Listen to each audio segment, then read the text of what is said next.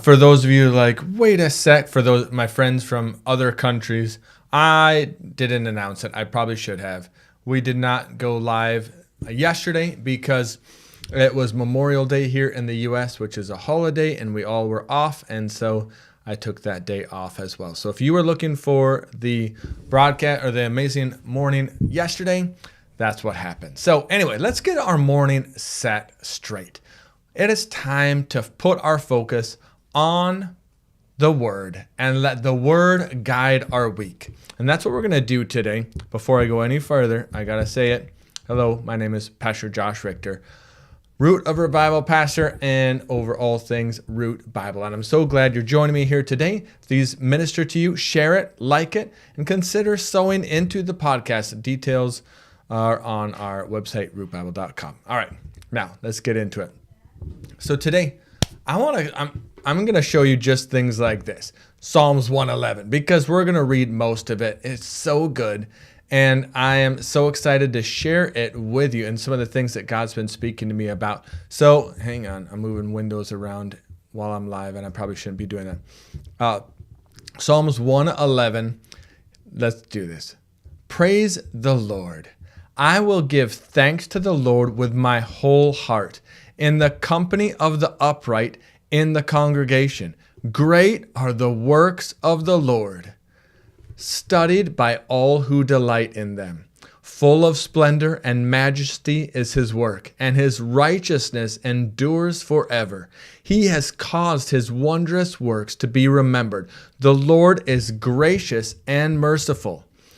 He provides food to those who fear him. I scrolled too far. He provides food to those who fear him. He remembers his covenant forever. He has shown his people the power of his works in giving them the inheritance of the nations. The works of his hands are faithful and just. All his precepts are trustworthy. They are established forever and ever to be performed with faithfulness and uprightness. He sent redemption to his people. He's commanded his covenant forever. Holy and awesome is his name. The fear of the Lord is the beginning of wisdom.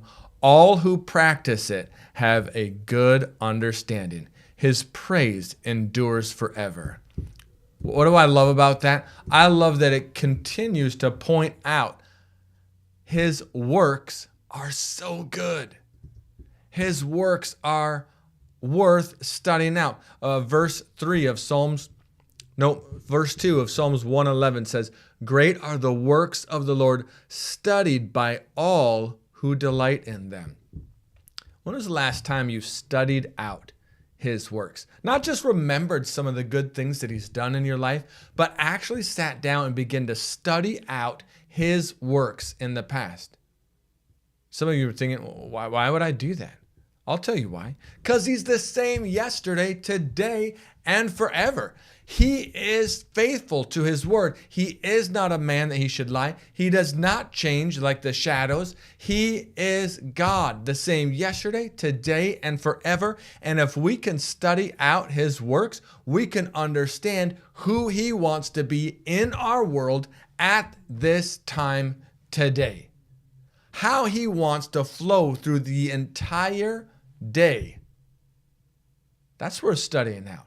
It could change how we approach our week, how we approach our month, how we approach our family, how we approach everything, because we've studied out his works. So that's what I want to do this week. All week long, all 4 days, we're going to be studying out the works of God, because he is so good, so big, so worthy to be praised, and so magnificent that it would be ridiculous to have his people be unaware of who he is and how he likes to do things. It'd be crazy. So today we're starting at the very beginning. We're going to Genesis chapter 1. I know some of you are like, all right, I've heard these things before. I can skip right on out of this. I know what Genesis 1 says. Hang on. We're going to talk about this. Genesis 1.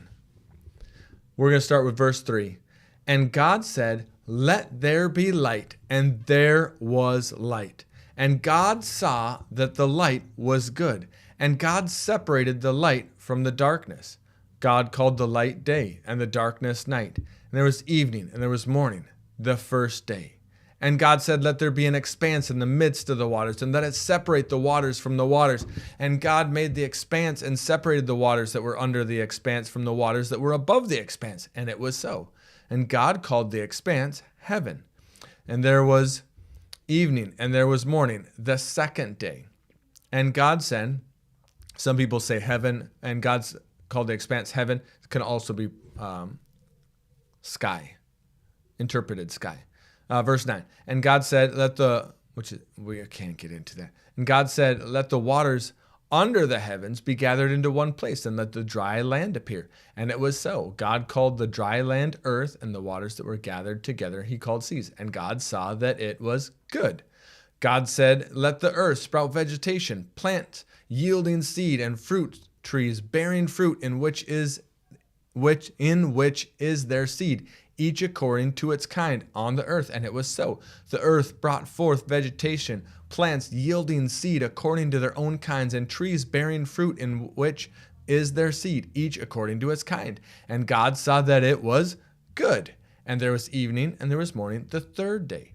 And God said, let there be lights in the expanse of the heavens or the sky, to separate the day from the night, and let them be for signs and for seasons and for days and years, and let them be lights in the expanse of the heavens to give light upon the earth. And it was so. And God made two great lights, the greater light to rule the day, and the lesser light to rule the night, and the stars. And God set them in the expanse of the heavens to give light on the earth, and to rule over the day and over the night, and to separate the light from the darkness. And God saw that it was good. And there was evening, and there was morning, the fourth day. Some of you are like, are you going to keep reading? I could, but I'm not. So what do we see? There's a couple things I think are really interesting to point out. One that you can just meditate on and ask God about as you go through the day. Day one, God creates light. He creates day and night in day one. Hang on, scrolling up. Yep, God called the light day and the darkness night. Yet it's not until day 4, after he's created the plants on the earth, that he creates the sun and the moon. So what is that source of that light? What light did he really bring onto the scene that allowed for the rest of these things to be created? It's interesting to think about. We're not going to go any deeper in that, because the Bible doesn't give us an exact description that I know of. If you know more verses only, please put them in the comments. I don't need lots of opinion, but I'd love to see what other verses you tie into that. But what I do want to point out is that as soon as God had created something, he looked at it and noticed it was good. The end of that chapter, Genesis chapter 1, verse 31 says, and God saw everything that he had made, and behold, it was very good. And so here's what I want to point out. Just because God can work all things together for the good does not mean it was God's works or what he intended to happen. Some of you might be going into a day where you're not sure what it's going to entail. With some of you are looking forward to a easy week. Others of you might be looking at, okay, now I have 4 days to get my 5 days of work done. How am I going to make this happen? Some of you are walking into issues that you know you have to deal with, things that you're going to have to solve, and you are tempted to feel overwhelmed with it. Others of you may have issues that arise that you didn't even know were issues, and all of a sudden it's going to be bam in your face. God's not in those. God's not in sickness. God's not in trials and temptations. Does he say those will come? Yes. But we're never to be beaten by them, and we're never to accuse God as being the source of them. Everything that God created, he said it was good. And so if it's not good, it's not from him. But that doesn't mean that it limits his goodness. No, instead, he can work all things together for the good, for those who love him. So here's the deal. We're going to study his works. What happened? He spoke and things changed. He spoke and things were created that were good. He used his words to create goodness all around him. So I'm going to challenge you to do the same thing. Today, as we dive into our world, into our day, I'm going to challenge you for two things. One, study the works. Look around, just like he created all of creation. Study it. Thank him for it. Thank him for who he is and who he's showing himself to be through all of the creation as you're driving to work and all of that. And also, let's watch what we say. Let's align our words like he would. What did he say? He spoke and it created what was good. Let's do the same. That's going to lead us to an amazing morning. All right, y'all. I went too long already. I got to let you go. I'm excited about this. We're going to study out God's works this week. And so this was kind of the intro. Kind of, I guess you could say. You got to join it. And you got to invite your friends to join it too, because it's going to just get better from here. God's works are worth studying out. And you're going to see that as we go on. So it's going to be good.